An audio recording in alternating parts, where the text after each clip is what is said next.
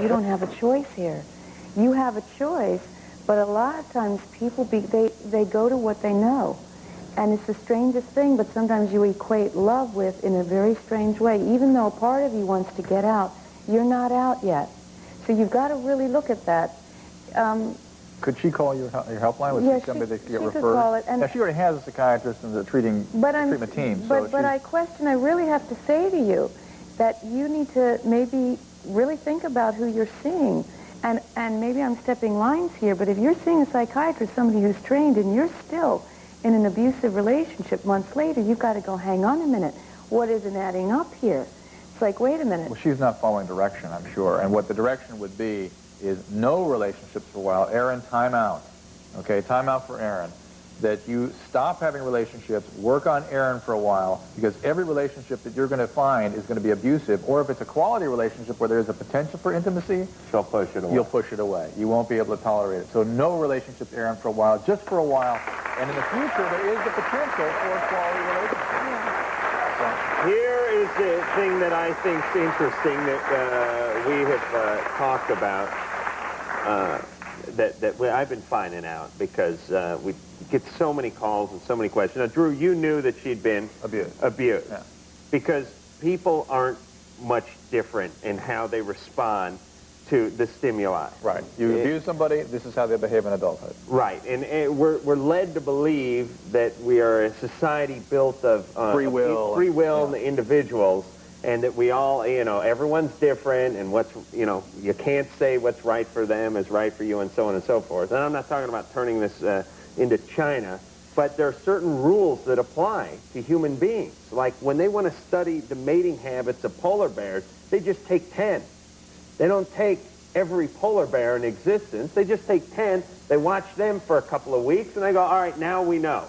And as sad as it is, humans work that way too, in a very basic way. Right, not to take anything away from the individual, but the fact is, if something happens at a certain period of development, there is a predictable outcome. Unless you go through a healing process. And so when you said to her, you really have to go in and look at yourself, because it's easy to say, well, this guy's crummy or this guy's crummy, but it maintains the defense. You're drawn to them. Okay? Okay, thank you. Thanks.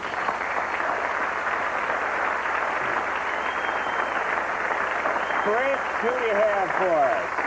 Adam, this question is right up your alley. This is James. Hey, guys, how's it going? You know what I think of when you say right up your alley. Ah. Right. My problem is I haven't had sexual intercourse for 3 years. And what happened was I had a real serious girlfriend. She took my virginity, and I was in love with her. And she ended up dogging me. So ever since then, girls that I've dated have, I have no problem doing, anything and everything with them, such as oral pleasure and stuff like that, but I won't go all the way in the sake, of getting hurt. And I'm stuck in between girls that want to go all the way or nothing at all, or girls that just don't want to do anything. So what can I do to get girls to meet me in the middle where I am? You said she took my virginity. Yeah. See, you're coming from a victim space. You gave your virginity, or did she jump on top of you and put a gun to your head and say, give it up? No. Because, so you Even then, I wouldn't consider it taking. No, men get raped too. Yeah. So if you can say, hang on a minute, I gave my virginity. It was your choice. You did it.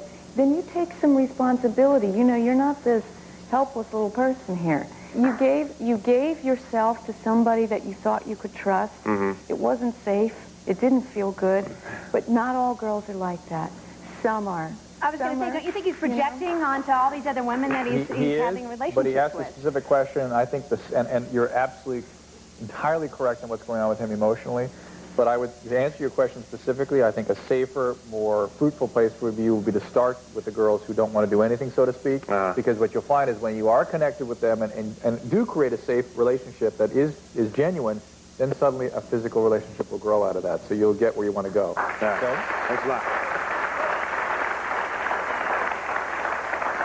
Now is Lily. L-I-L-I. Quite a name. What's your question, Lily? Hey, I've been intimate with a female friend off and on for like 3 years, and about 6 months ago she caught herpes from another female, and we haven't been intimate since, you know, she caught it or whatever, but I was wondering if I wanted to be, was it safe to have oral sex if the herpes is in recession, or is it still contagious? Uh-huh. This sounds like a job for dental dam man. All right, we will get into this question after we take a look at Silent All These Years. My funny little shape. Let's hear what you think of me now, but baby, don't look up. The sky is falling. Hey, what's up? This is Chris Rock. Getting ready to host this year's... What was it? Happy. Oh, the Happies, yes. Lily has a girl that she's been having sex with on and off. That girl's got hooked up with another girl who then she contracted the Happies. Which is an interesting case in point, how readily somebody can get oral genital transmission of herpes. You can go from the genital to the mouth, from the mouth to the genitals. And Lily, if you have oral genital contact with her, you can contract it. You can contract it whether or not she has an active outbreak. Certainly, it's less infectious, less contagious when there is not an active outbreak, and terribly contagious if she's having symptoms. But it can be transmissible really at any time. Okay? Okay. All right, use a dental dam. That's the way but around nobody will use that dental dam. Well, look, maybe Lily will. By the way, just because you won't use it doesn't mean nobody will use it. Okay? Chris, who do you have for us? I'm up here at the Cappuccino Bar with James, and he's got a question for you. Okay, I've been dating this girl for about 2 months now, and we've become very intimate with each other. Now, we're two types of people, you know. She's very kinky, and I'm very, you know, romantic. And what I mean by kinky is, you know, she pulls out the handcuffs and dresses up in, like, characters and stuff. But see, my question is how do I bring romance into our kinky relationship or kinky sex life so that we can both be satisfied? Tori, can you help this man? Oh, what does she dress up as?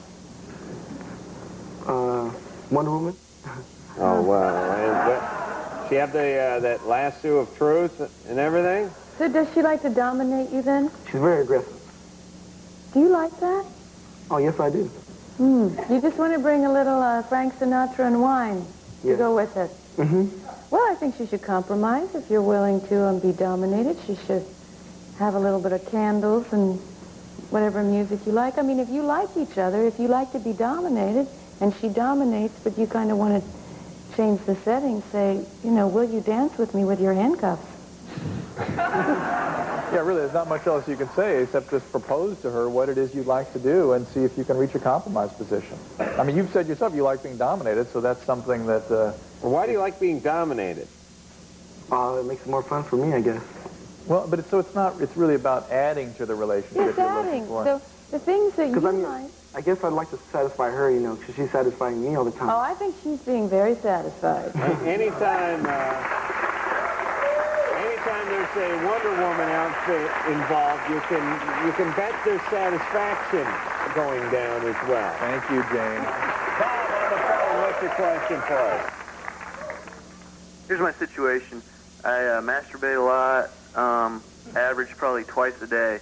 I was wondering if there's like a finite number of sperm, or if by masturbating so much I'm risking losing my sex drive later in life. Let me dispense with Bob. It hurts me to hear these calls after having such poignant advice from Tori, but let's deal with Bob's problems. Bob, these are real I know they problems by working men. I understand that. All right, Bob, here's the deal. There is no finite amount of sperm produced in the male. In fact, the more you produce, the more you'll tend to produce, the higher your testosterone levels will be. So being sexually active, sexually aroused, tends to actually increase your sexual arousal and your sperm production. But everything else is that way in your body, too. It's like you don't just keep making blood, you'd explode. You do keep making blood. No. Again, if you lose blood, you make it even more. Your body turns on. But don't you...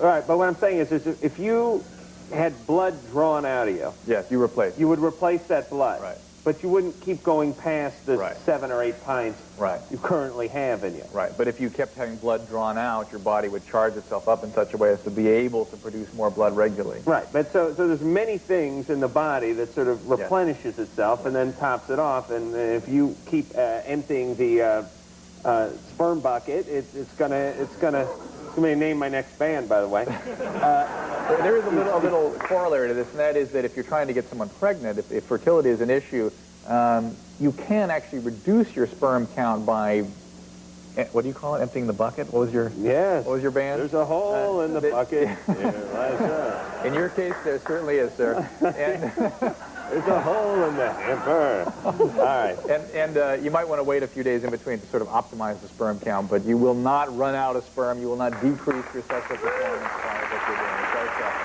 All right. So, Tori, the number of your organization again, The number is 1-800-656-HOPE. And Unlock the Silence is the concert that is going to be played. You'll be able to call in if you want to be a volunteer to help professionals. There are people there that have been trained, and yet if you want to volunteer to, help them. That's great. And you'll be able to do that if you want to do that. They're T-shirts. These are the T-shirts, I guess. These are the T-shirts. And every time you purchase one, part of the money goes to the fund line. That's great. Fantastic.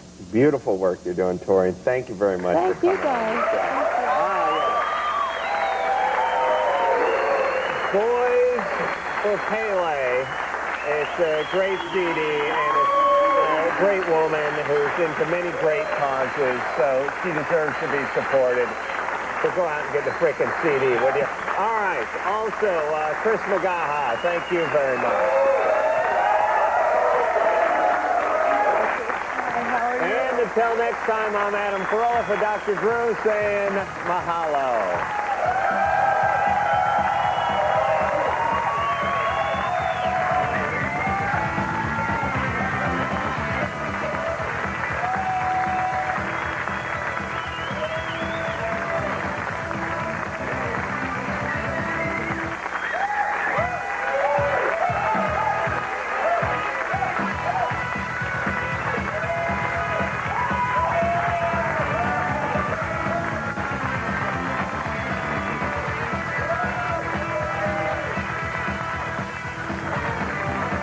Loveline is a Stone Stanley production.